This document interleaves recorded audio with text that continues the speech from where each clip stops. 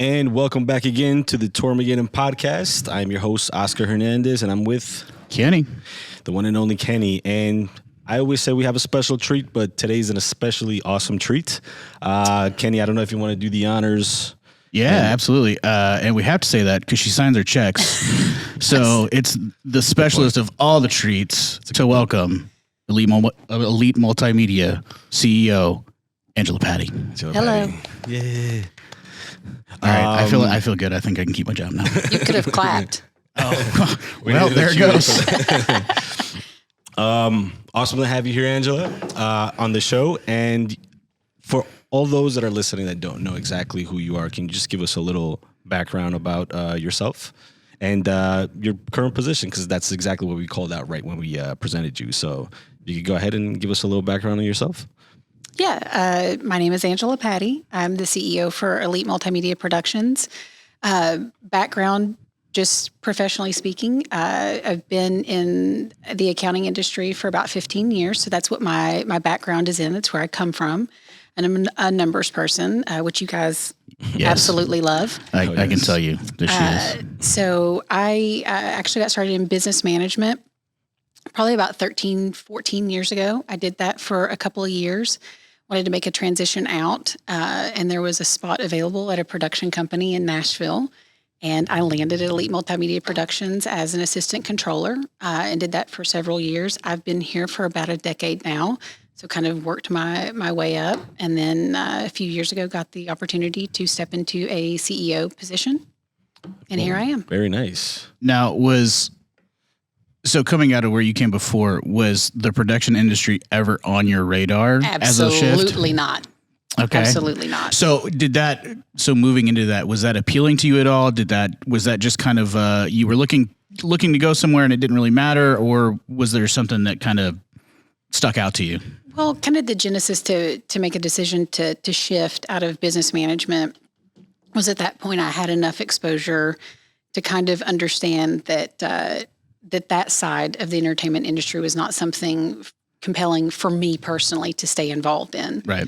And so it was looking for a shift. I already knew that I had a preference for the entertainment industry, particularly the people, the level of creativity, especially when you're in a field like accounting, to have something that gives you an exposure to something just beyond the right. kind of redundancy of numbers day in and day out, to actually get exposure to a lot of different personality types, a lot of different segments of the industry was hugely appealing for me. Would I say that I kind of production in particular was on my radar? Absolutely not. I don't think it is on anybody's. I was going to say, yeah. But I don't know anybody that intentionally fell into this or intentionally stepped into production. I think the last couple that we've done, that's kind of, I think that's one of the underlying themes is that you woke up one day and you're like, oh, I'm here. Yeah, it's like a kind of Bob Ross, this is a happy accident kind of thing. Yeah, for sure. Exactly. Now, this numbers thing, was it like a newfound thing as you got older, or like since like kindergarten you've always been good at little math? Angelia Patty a numbers person? Yeah. I've actually wanted to know the answer to this question. Winning like math contests, math competitions, stuff like that. No, I wouldn't say that school was ever a huge priority for me. Okay.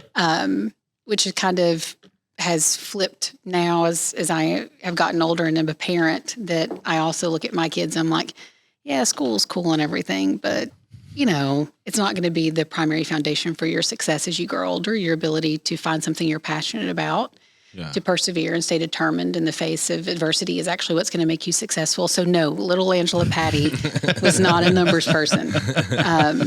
I didn't actually even really like math. What's interesting to me about accounting and just the finance industry in general is that so many people kind of on its face look at it as this is just about numbers. And that's just super boring. Like there's a very small segment of people that would really be passionate about something that's just kind of black and white and factual as numbers. For me, what really got me engaged and kind of hooked me in was that I understood and started to see that numbers are a component, but they tell a story.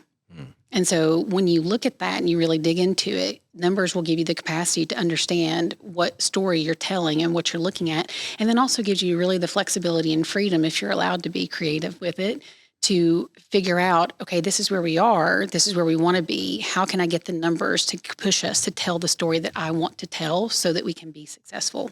Yeah. Oh, so it's almost like I heard at one time that numbers are like the ultimate truth. Yeah. There's no way around. They don't lie. I really wish they did sometimes. Just a little bit, skewed off just by a bit. Now we've gotten into your professional background, right? So let's go. I'm going to tell you right now, this is going to get dangerous because she'll turn this on us, right? Yeah. Oh yeah. Wait for it, guys. I'm not just going to sit here and take it. Yeah. Like, So Perfect. So give us a little bit. Did you grow up in Tennessee, or just give us a little backstory on that? yeah, I grew up, born and raised in East Tennessee. I grew up on a small working farm. Very nice. So there was from a very early age, I have some real core memories of being out in the garden, working. You used to early be in the outdoors. Yeah. Yeah. Well, you could say it was free labor for my parents. It was certainly forced. But from an early age, kind of the foundation for number one, teamwork and being able to work in an environment where you have consensus on what's going on was really instilled in me at a young age. The understanding that sometimes you have to push through and do things that you don't want to do. And that's going to be critical for Right. your success. I would say that was really kind of in the environment that I grew up in, my number one takeaway that I've utilized in my kind of adult and professional life. But yeah, small working farm, East Tennessee. Went to college at the University of Tennessee at Knoxville. Go Vols. And then moved to Middle Tennessee and actually went back to Middle Tennessee State University and got my second degree in accounting. And then kind of the rest is history. History from there. That's so awesome. Did you get did somebody suggest to you like, oh, you should go for your second degree, or you just already knew that this was what you wanted to go for? Yeah. Like down that path. No. So honestly, what happened was, man, we may be able to cut some of this. Okay. Just let me know. I like when it starts with honestly. Honestly. My ex-husband, my husband at the time started a small business and needed some assistance in just the basic kind of bookkeeping skills, how to track everything, how to look at job costing, things like that, kind of your base level accounting stuff. And so I kind of stepped in to fill that gap and really was like, oh, I kind of love this. This is great. So you fell into it, you started trying it out, and then you're like, oh, I enjoy doing this. Yeah. It's not the worst thing in the world. Yeah. yeah, that's what makes her weird, I think. Yeah. That's Well, definitely. it's definitely not a We're not special. a common thing. We could say special. Yeah. Well, it's like, it's funny because it's one of those things where, you don't, from the outside looking in, you don't know if, you don't think you'd like it. You might even prejudge it and be like, oh, I don't know. But then you start doing it or something that you didn't expect and you're like, wow, I actually enjoy this and I'm good at it. So it's like a combination of those both things that really kind of. Yeah. I mean, I think kind of going out into the broader philosophy for how we all kind of move through life is that one of the core things you want for yourself and the people around you is that you find something that you're passionate about that clicks with you. And then you find the most interesting place that you can do that in. You find a way to help the most people that you can. And if you can hit all of those, you just kind of find your path in life that leaves you really fulfilled. And so for me, that really started out with something as boring and mundane as accounting. I was just passionate about it. I'm just saying, I have to do my homework before going and meeting with her. Hell yeah, you do.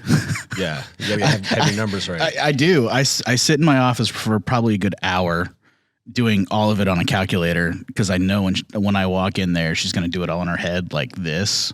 Yeah. And it makes me, I don't like it.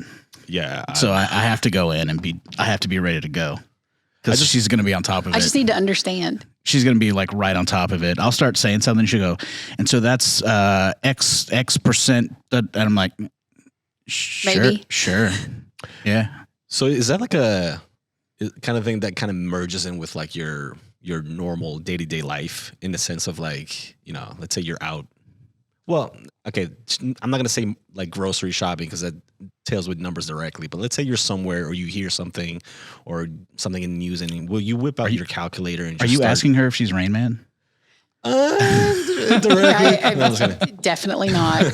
But yeah, I mean, I think once you understand the fundamentals of how just businesses work, your level of curiosity for how everything else works, even when you're just a participant and not necessarily kind of the driving force, you're a consumer, you're always curious about it.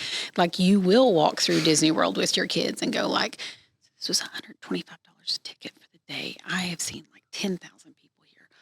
Oh, wow. Okay. I wonder how much those rides cost. Like you just, that natural, like everything, you just think about that. You just see the world through that filter now. Well, I think that's human nature. I mean, I do the same thing. Like obviously not with numbers, but you know, obviously not. It's like you can't go to a concert and then just enjoy because you do this the whole time. Like my wife doesn't like going to shows with me because it's kind of wow. I wonder how they did that. That's so funny. My wife doesn't like going to the movies with me because of the same reason. I just completely ruin it. So I think to your point, everyone sees life through the filter of what they know. Mm-hmm. You know, you kind of grade everything by that. Yeah, I think that's like a good, healthy measurement of like, you know, how you know you're doing the right thing or something that you enjoy because you get to, you know, spread it out throughout your life. So, I mean, ever since you started with the event production company, Elite, you know, has that changed your view of, I don't want to say the business world, maybe it has, but more of like the production world? In that sense, or did you get like a crash course into it? How did that go for you? Yeah, I mean, maybe crash course is the right phrase. Yeah, absolutely. I mean, I stepped into, you know, this role with Elite having almost no exposure with production companies in general. It was very, very limited, and somewhat kind of tertiary for what the role that I had been in before. And so the understanding of kind of the inner workings, even at anything beyond just a superficial level, was very limited. And so my first probably 2 years at the company was a huge, huge learning curve for me, not just from the financial side of it, from the industry side, the culture was a huge kind of learning curve for me to understand. But yeah, I mean, it was a pretty tremendous undertaking for probably the first 24 months just to make sure I understood. And then once you kind of get the basics of how the business works, and then you really start understanding, I'd say the people are quite a bit more complicated than the numbers. It becomes a little bit easier after that. Yeah, right. I would say, so, okay, so let me touch on that you just kind of said it. So what about the people in this specific industry kind of you were kind of surprised at, or you know, you didn't know that this happened specifically with this industry? Yeah, so you know, when you are in an environment like business management, the majority of your day is actually driven by numbers. I mean, you're focusing on that quite a bit, right? And so, and everybody around you is like that. So you're all somewhat similarly wired and geared, and what your day-to-day just kind of looks like. And then when you come into the production side of things, you realize that you are a very small fish in a very large pond. It is very different. You are not surrounded by people who are geared towards or wired to really want to dig into the numbers or to hold that at a very kind of high priority for their thought process or decision making, right? You are dealing with intensely creative individuals, which is fantastic in the regards that you get exposure to that. You understand kind of the thought process of how somebody that is highly creative kind of moves through their day-to-day, but then really puts you in a somewhat more difficult or challenging position because you understand that, you know, numbers don't lie. And at the end of the day, the backbone for a business is really rooted in their ability to perform, which is driven through and proven through the numbers, to make your case on why this is important or why certain decisions need to be looked at a little bit differently and not just through solely maybe a creative kind of lens. Right. So it was interesting. Interesting. I was going to say creatives are a special bunch. Yeah. Myself included in there. Well, I think that was kind of taking my role on. That still is a struggle for me trying to articulate, because I feel like I'm a bit of a middleman in those two worlds now. Yeah. So trying to articulate to one side what you say and then articulate the needs from the other side in a numbers format that doesn't really exist. Yeah. And what's interesting is that when you get a little bit further into it, you know, when numbers are your background, you tend to hold them in a very elevated position. Every decision should be driven from numbers, right? And a lot of people do that. And then when you come into an environment that is not wired like that, it is how do you meet that compromise? And it's not just a give on one thing or another. It's really opening up your thought process to understand. Yeah. I'm having a conversation and I'm holding numbers as a priority in this conversation. They hold real space with me and how we're moving through this. But the needs of the business are moving on and really leaning into what you're talking about, which is maybe the more creative, more relational side of it that we can't necessarily always measure with numbers, but is critical to the long-term success. And so it's really kind of broadening your mindset and your thought process to allow space for both of those. Yeah. Expand your horizons. That's really it. Really what I heard was I had to learn Excel. That's what I heard. It's basic. Come on, I've seen your spreadsheets. So, having the position that you're in is outside looking in, seems like, you're always busy. You got to prioritize your time. Mm-hmm. You seem like you do a very good job of doing that. But my curiosity is like having a family life and then having the position you're in, how does that, obviously you don't have to get too personal with it, but like, how does that, let's get personal. Let's talk about it. How do you navigate that, and where does it like come in conflict that you're just like, oh, I had to navigate that as well? I mean, I think kind of when we talk about things like that, the reality is it's a struggle for all of us, everybody. It doesn't matter what your position is within a company. True. Particularly if you are ambitious, driven, or determined, you are going to run into, at some point, some conflict with how you manage your work-life balance, right? Right. And I think for me, considering that, I'm now moving into kind of 15 years of trying to juggle that dynamic. What's really interesting is that I've kind of seen this shift of, when I initially started out, there was a real mentality in upper level and executive level management that, you have to be the first one in the office. You better be the last one to leave. And your personal life doesn't exist and it doesn't interrupt or ever mesh or kind of intertwine with the needs of the business.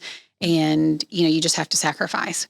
And so what's been really interesting in the last probably 7 or 8 years, as we've seen a few more millennials step up to bat, is that we understand that the mental and emotional health of our workforce and ourselves is critically important to our ability to continue to be high performers and high achievers, which means that I have to make space for my family. And if that means that there are times where I need to say, hey, I'm going to have to take this call remotely, or I need to be on the road when I'm doing this, then I'm going to do that. At the end of the day, and I don't know if this necessarily messes well with this, just 100% purely business-driven kind of conversation that a lot of people really like to have. My children are my number one priority.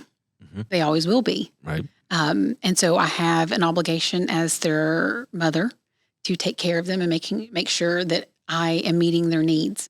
And there's some room for that. It's, there's always a little bit of a compromise there, but at the end of the day, your family comes first. Mm-hmm. Yeah. And so in that, and because I am wired like that, and I do believe that we all work to live. We don't live to work. There are very few people who end up with a headstone that says I should have worked more, or boy, I really wish I had worked more weekends. You have to make space for that with your team as well, that, life happens and sometimes you have to be flexible with that. Yeah. And so for me, that is kind of the genesis of how I approach how to maintain that balance. Number one, my children, my family are my number one priority. Most of what I do is for their benefit, right, and to make sure that I give them the things that, either I didn't have or opportunities I didn't have, or teach them lessons that maybe, I wasn't taught, so that they can move out in the world and be successful, well-adjusted individuals who do the same thing for their family. And if I hold that for myself, I have to also give it to our team as well. I think it's funny. I think it's interesting. This has kind of been a common thread amongst several of the podcasts that we've done, and it's been completely unintentional, but everyone has come back to making time for family first. Yeah. It's, maybe that's not what we were taught. Maybe that's not what was originally in the industry, whatever. But all of these guys that we have talked to that have come out of the industry or still currently in the industry, that's what should happen, or that's what should have happened. And, the path that I'm on was dictated by that. But at the end of the day, had I done that, that's what I should have done, or I've gotten here because that's what I did. Yeah. I mean, I think, a lot of our predecessors were very much in that, I live to work kind of mentality and air. And that's just, not to age myself, but in the 80s or 90s, it's really how you climb the corporate ladder. You were the one who was willing to put in the most work and the most effort. And a lot of times that is a mask for actual results. And so what I like is that we've opened up the space to I'm going to focus on my family. I'm going to allow our team to focus on their families. And when I do that and I give them that flexibility and that freedom to make those decisions, I also am seeing that the yield is greatly increased from what we would have gotten 15 to 20 years ago. When I give you, or I am given the ability to kind of make space and take the time for my family, whether that be just like kind of your regular everyday, like doctor's appointments or vacations and things like that, then my home life becomes much more harmonious. Right. And easier to navigate. And then I'm able to bring that kind of additional kind of power and energy into the workplace to be a little bit more creative and dynamic, because I'm not being stretched in both places, at home and at work. You're not always wound tight because of, at that point, I think it just feeds. Right, yeah.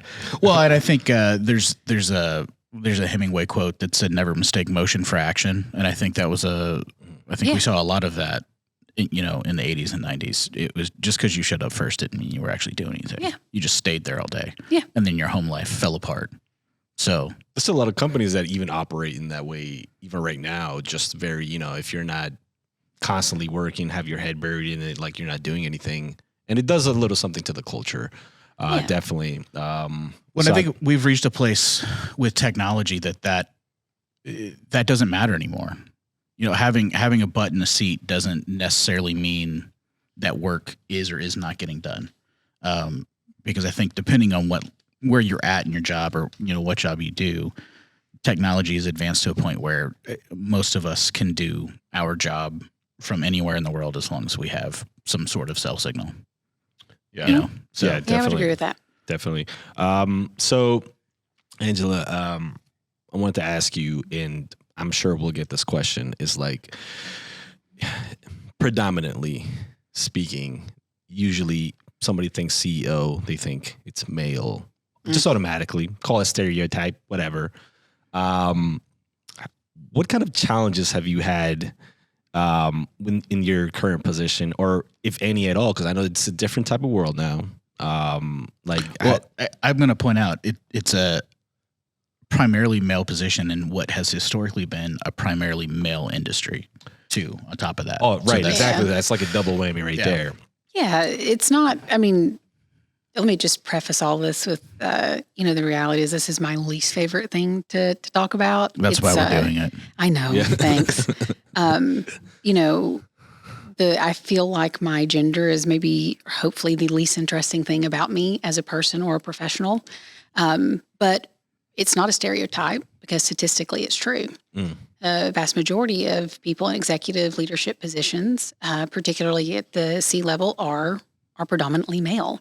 Our industry in particular for production is maybe, I think we are about 13% female. So 87% male. It's not historically, it's current. It's actually getting better, but that's very slow going. And so, the reality is that's a conversation that that is worth having. It's, I think it impacts quite a few people. I will flip this around on you guys though, before I answer. Very nice. What are your thoughts on having a CEO who is female? Have you seen any difference or any change in that? Because I would assume that both of you have spent the vast majorities of your careers working under predominantly male leadership. And you have to answer that first, saying what you thought it would be like, and then the actuality. And I'm listening. I'm right here. Yeah. My paycheck is in the balance. It's gonna sound like kind of a nothing burger answer, but honestly, for me, because I was freelance for so long, I mean, the majority of my career has been freelance.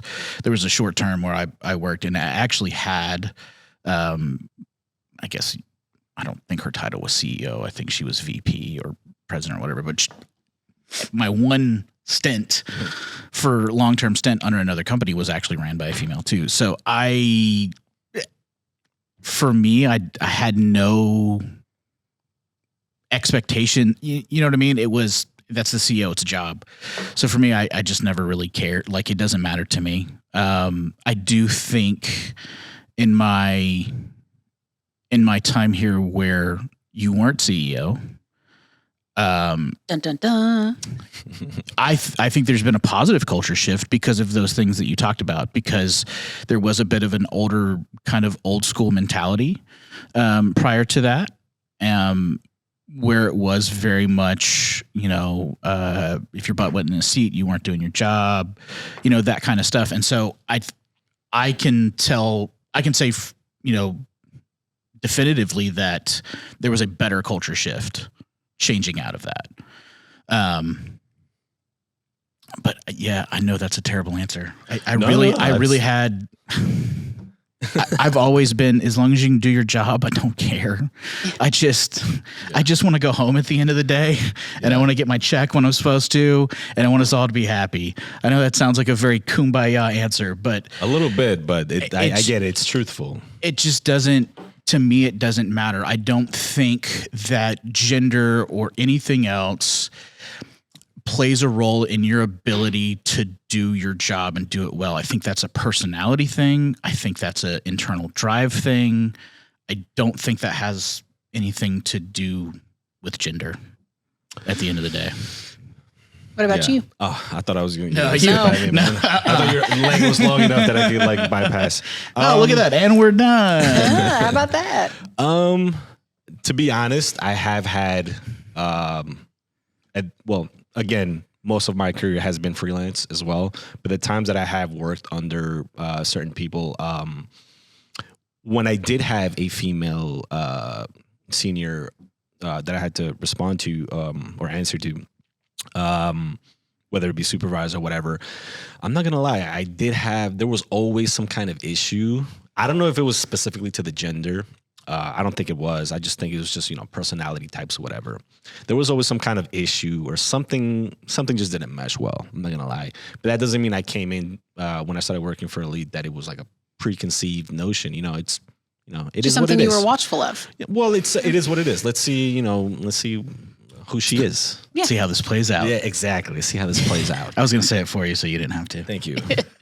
And the one thing that I would say is that, won me over is the culture that was already set up and how you really value the family life, like your personal life and what goes on behind, when you're not at work. And if just kind of like just the freedom of, I would just say that. I would just really sum it up, not to get into anything specific, but just the culture that it was. I was like pleasantly surprised by it. And again, it doesn't necessarily tie into anything like gender specific, but it's just, that's just your style of leadership. And this is the first place that I've actually worked at where the style of leadership actually like trickles down to the employees, and just everybody's just, very, it's a good environment. Like you don't feel any toxic or anything like that. And, something comes up with my family. I have, nobody's like down my back, like, where are you going? Where are you at? It's just, you got to do what you got to do, and then you get the job done. You know what I mean? And as long as that's done, then everything's done. So I think, mine was a little bit kumbaya-ish, like towards the end, but very honest. And, and I think that's awesome. And I know you don't think that it's an exciting part of your, career, that, gender, but I think that a lot of people will look at it as like, there has to be some kind of, fight back or something like that. Some challenges, some struggles that you went through to get, and to even keep it there, because right, we're not going to you're not going to get sidestep it. You thought you did. You thought you got out of it. I did. Well, no, again, we don't have to go down that track anymore. But I think like people like looking in will be like, appreciate that aspect of it. Yeah, I mean, I guess to the degree that it is maybe relevant or useful for anybody that would be listening to this. I mean, there are a couple of different things to take into consideration when you're talking about being a female in a leadership position. And I would say, because we just geographically where we are, you see a tremendous amount of men in the workplace, tremendous amount, a huge concentration in leadership positions.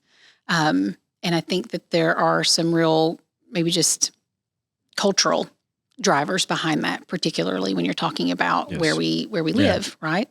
And so I grew up with all of that, and I saw all of that, and that was what was kind of modeled for me when I would look out, is that it was all predominantly, male. I would say that, one of the things that maybe is different for me is that, particularly with my parents, my dad in particular, he had 3 daughters and 1 son. He was a very strong-willed, kind of fiercely individualistic person, and really pushed all of us to be like that as well. So, from an early age, it was not if you go to college, it is when you go to college. It was not optional. My dad was a big, big believer in all of his children, particularly his daughters, to be able to take care of themselves and to not be reliant on anybody for financial security or stability. And so there were a lot of conversations like that when I was growing up. And then I kind of, as I got older, it never occurred to me that there would not be an audience for what I had to say on something. Like it wasn't even a barrier in your mind. It was, I understood, there are some social dynamics that you kind of have to work through, right? Because there is a difference in expected behavior, and you hear a lot of women talk about this. I have experienced some of this to a certain degree.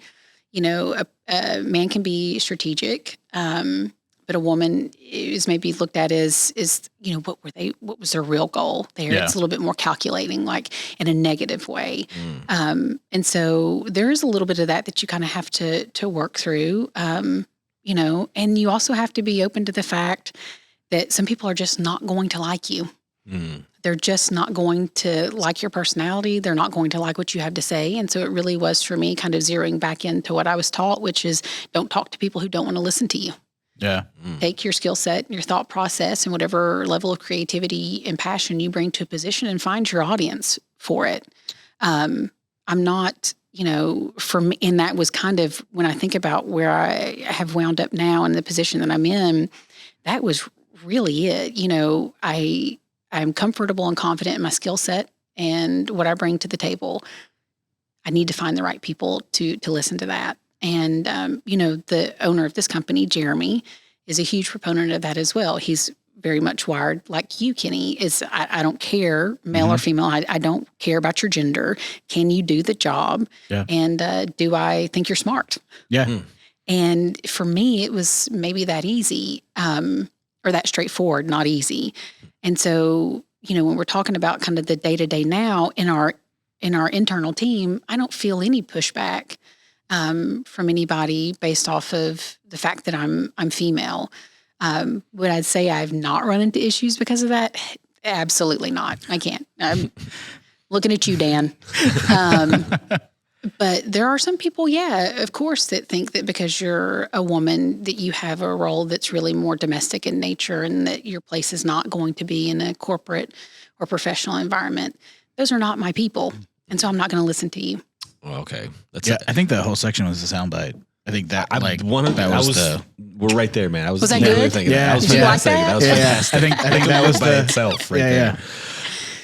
So, I mean, it sounds like a lot of the things that your dad kind of like, spoke to you about, you still apply those nowadays. So my question to you is, and coming from someone that's very, I don't want to say routine based, but there's things that I do every day that I just have to do. And if I don't do them, I feel like I'm not myself. So my question to you is, do you have like I don't want to say routine, but like daily things that you do that they're just non-negotiable, and that in itself helps you become either a better leader, better at your work, better people person, a better mom, just things like that. Is there something that you do every single day, some kind of daily routine? Okay, let's call it routine. Yeah, so it may not be as specific as something I write down on a list and kind of check a box on later. But I would say, one of the things that was super hammered into me as a kid is if you don't have a plan to succeed, you do have a plan to fail. And so for me, kind of that initial thought process are, what are my high priority items, the things that I have to get ticked off? Is that going to be something that I need to have as a deliverable? Is it a conversation? Is it just sitting down and taking 15 to 20 minutes and kind of thinking through what are my actual thoughts on this, and then distilling those down into paper so that I can see how do I actually think about this and feel about it? And then are there actionable steps I can take on that? So you actually write it down, have it physically, because that's a lost art right there. Like most people just go on their like digital things and I'm a paper person. So paper. The way that my memory and my brain work, I have to be able to write it down, and that is what kind of clues into me on something that is okay. This is important, and keeps it in my focus. And so there's that kind of element, and I would say professionally and personally, I use all of that. To make sure that I'm getting everything accomplished that I need to get accomplished and nothing's falling off my radar. Secondary to that, but probably most importantly, is really just a thought process in how you treat people and how you interact with them. And so for me, one of the big barriers of whether or not I've had a good day, a good week, a successful month or year, the numbers are certainly a component of it. It's did I treat people well? Did I treat somebody the way that I want to be treated? It's really easy, I think, for people who grew up in maybe a bit of a different situation than I did, somebody who maybe grew up with a little bit more kind of built-in leverage on how to navigate relationships or connections or network, to just think that how you treat people doesn't matter. For me, quite frankly, I've worked for everything I have. Nothing has been given to me. And because I come from a place that's like that, it gives me a tremendous amount of empathy for people who are ahead of me and for those who are also behind me coming up as well.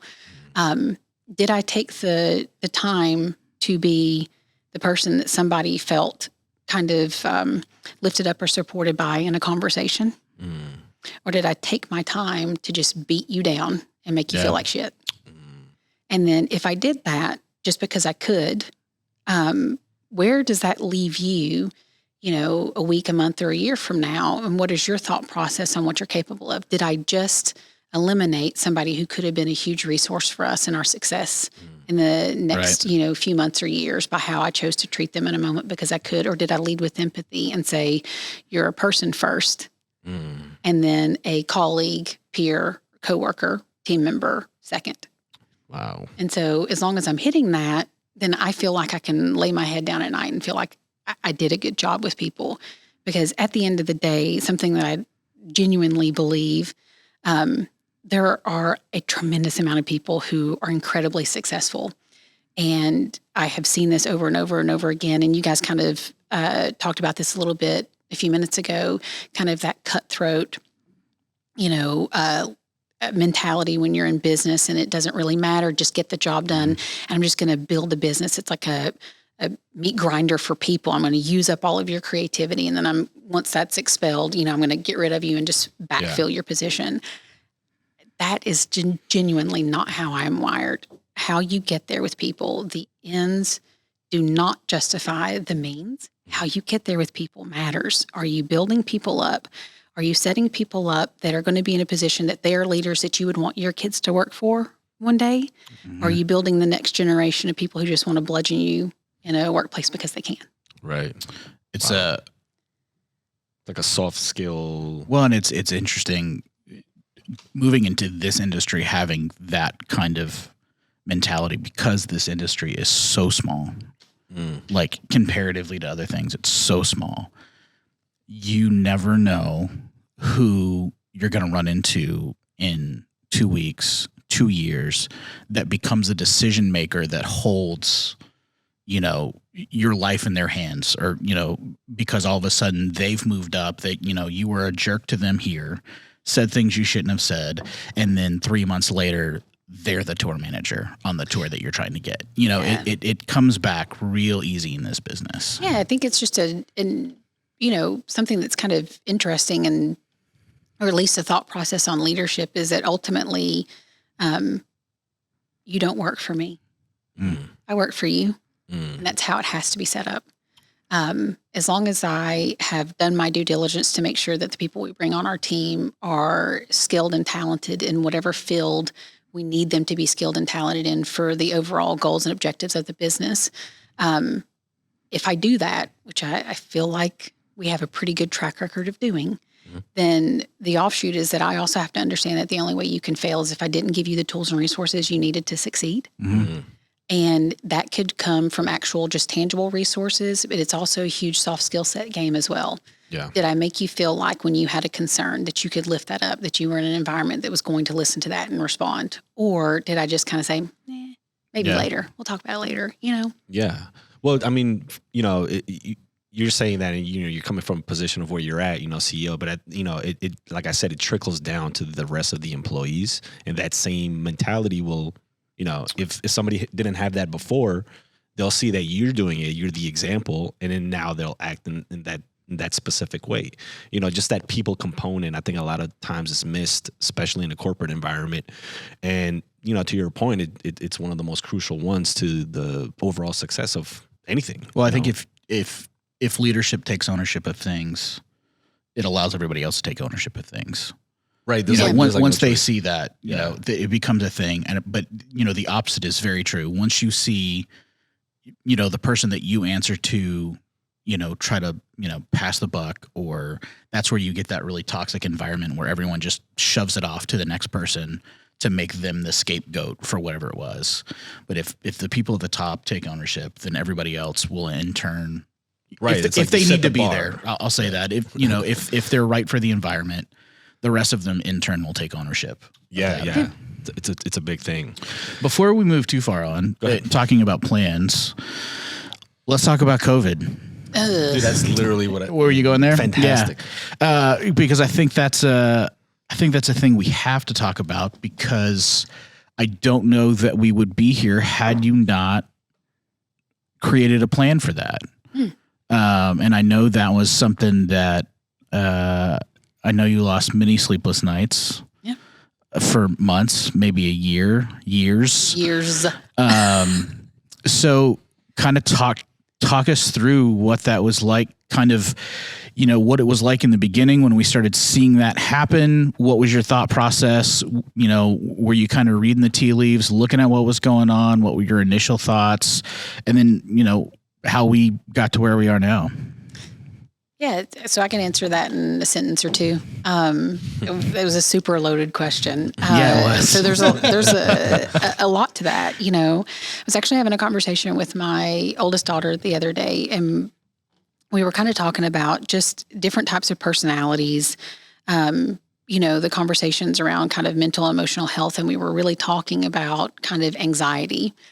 And I will tell you, a lot of people can look at anxiety in a very negative light, and I think in some cases that's super appropriate.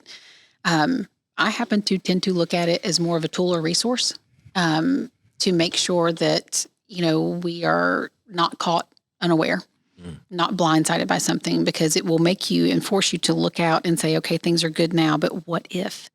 What if this happens? And then what if that happens? And it allows you to kind of start, even just from a conceptual standpoint, building kind of a plan to mitigate any potential factors that could negatively affect you, right? And so that you're already ready for a response if this were to happen or this were to happen.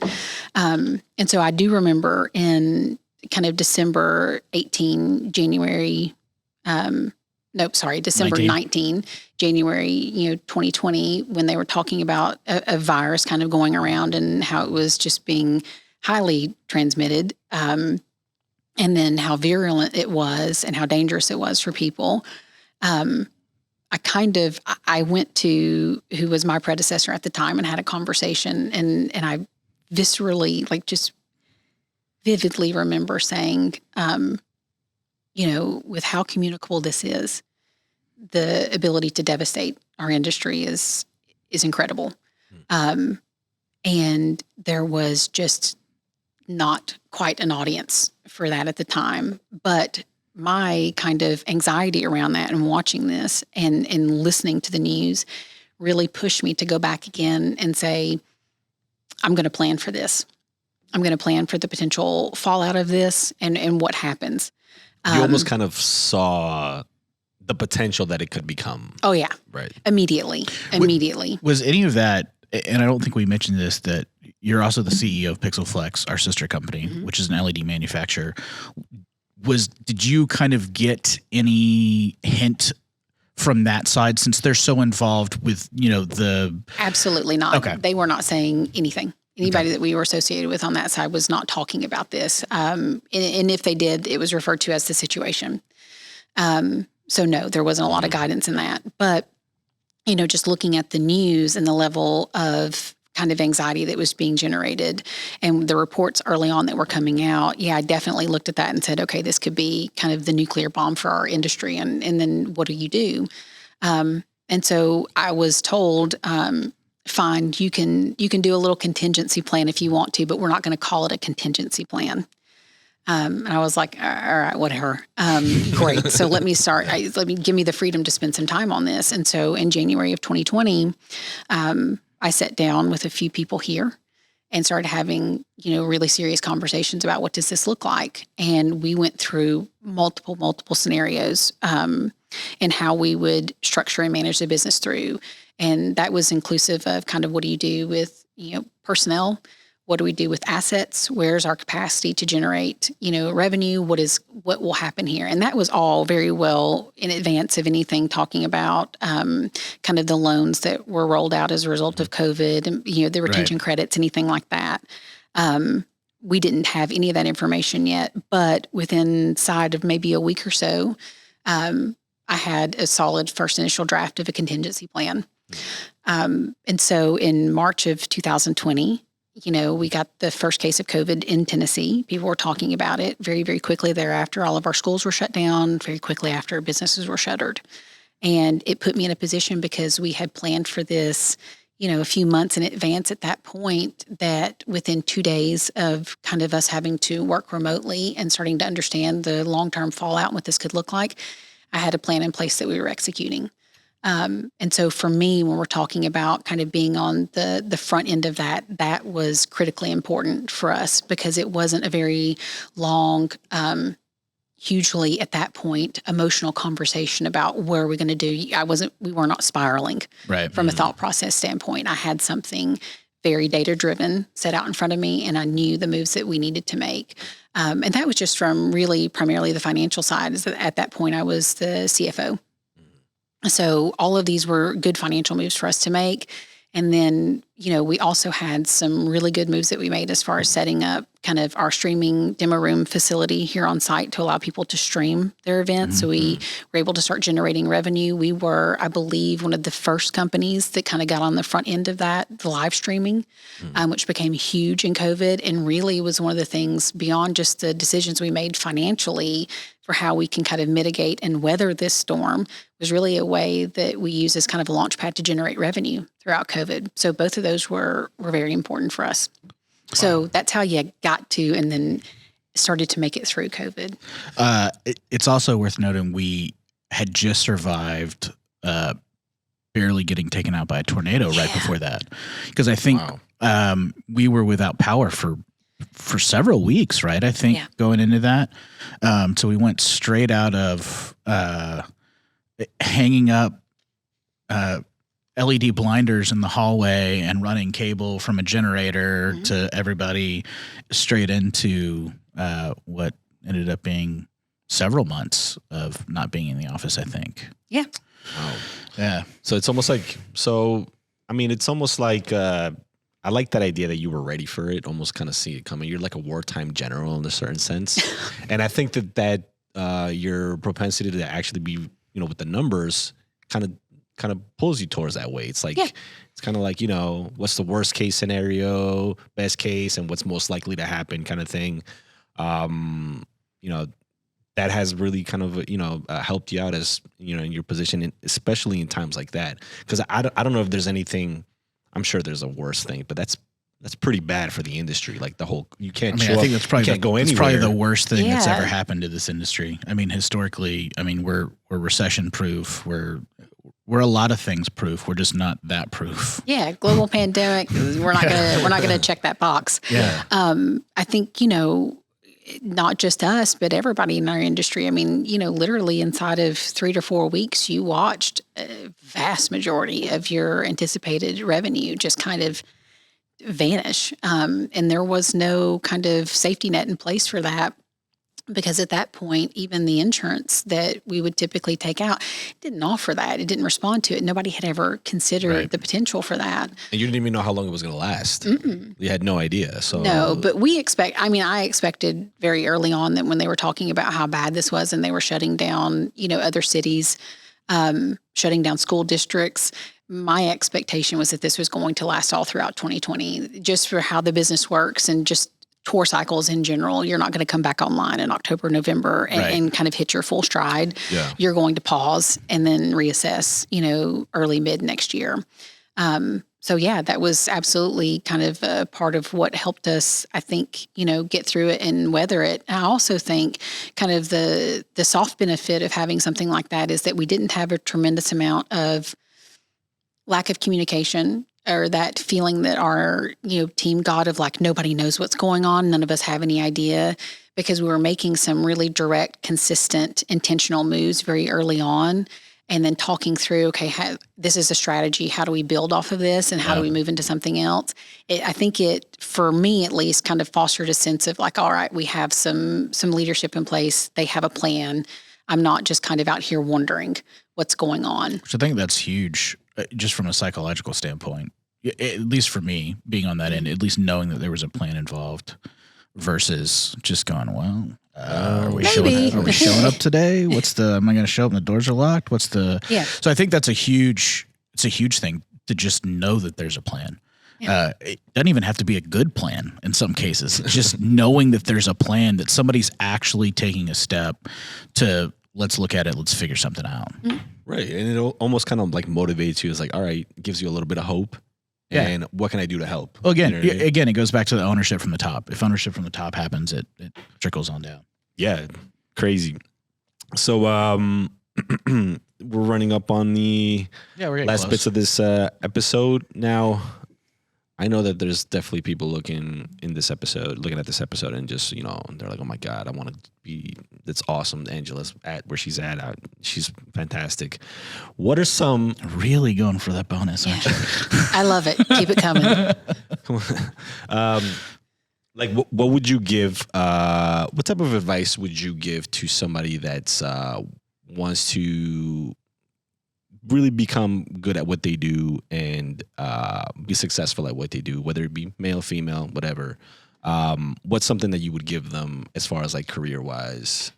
And I mean, you could literally listen to the whole episode and kind of like fragmentalize what it is you said, but what like concrete, practical things. Let me start out with something that's maybe not so concrete. Okay. And hopefully practical to begin with. I think that we put we put so much focus and we're so geared on even just as a kind of a family unit of making sure that our kids are positioned for success. And a lot of times what that kind of morphs into is that you have to have straight A's in school, or you have to be really great at sports, or you have to do something. There's just some measurable benchmark that we need our kids to hit in order for them to be successful in life. And the reality is that very little of what they do in school is really going to kind of translate through. Not every child is going to be great at sitting at a desk for 8 hours a day and being able to memorize enough information to ace a test. And if you have that kind of unreasonable expectation, you're really limiting your children on how to become their own individuals, to give them the freedom to figure out what they want to actually do, because they would have lived the majority of their life to that point feeling like they were a failure. So for me, it starts out with at home. I don't look necessarily, and girls don't listen to this, and William don't listen to it either, but, their grades are not the number one predictor of how successful they're going to be in life. They're just not. What I want to see from you is, do you have the capacity to put forth the effort in a challenging situation? Are you determined? your grit. Grit is actually what's going to see you through.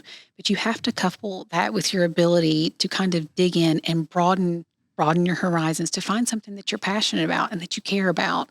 And if you can find that, do that. Do something that you love so much that you would do it even if you were not getting paid, assuming that money didn't mean anything, right?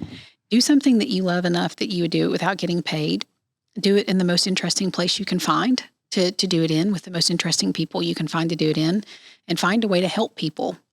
And then if you can couple that with grit and determination, success is just going to be a natural byproduct of that. Where you kind of fall in and people will falter is really just this unmet potential is the biggest kind of failure in life. You had potential for something, you could have been great, and you chose to play it safe, to never try to go outside of what you knew, to look at anything different. And so for me, it's like, take the risk, figure it out, especially when you're younger.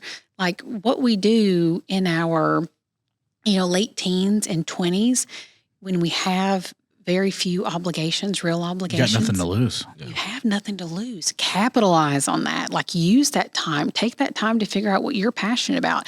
That may not include a college track, or it may include a college track. Some of the smartest people we work with don't have bachelor's degrees, and it doesn't, take away from what they bring to the workplace or how valuable they are. And then, even kind of outside of that, literally find your audience.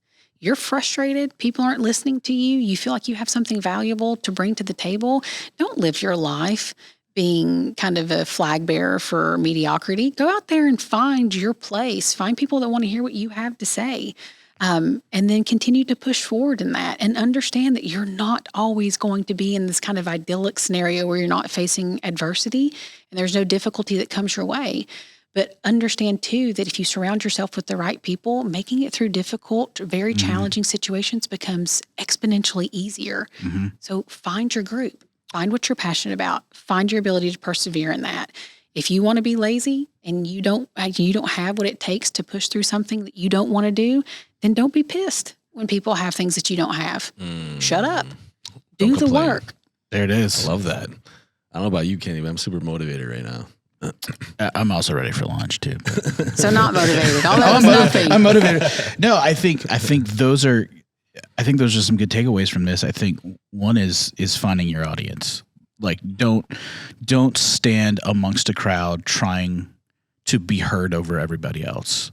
Go somewhere where they actually want to listen to you, where they value your time, where they value your opinion. Because that's where you're going to do the most good. If you're constantly trying to be heard over everybody else's rumble, you're just wasting your time.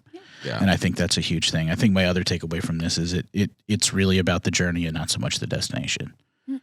Like I think, all of these things, it's about what you do while you're trying to get there, not necessarily where you're trying to go. Yeah. I mean, I feel like, karma is a real thing. And I feel like what you put out in the world is exactly what you're going to get back from it. And all of that to say, I am not everybody's cup of tea.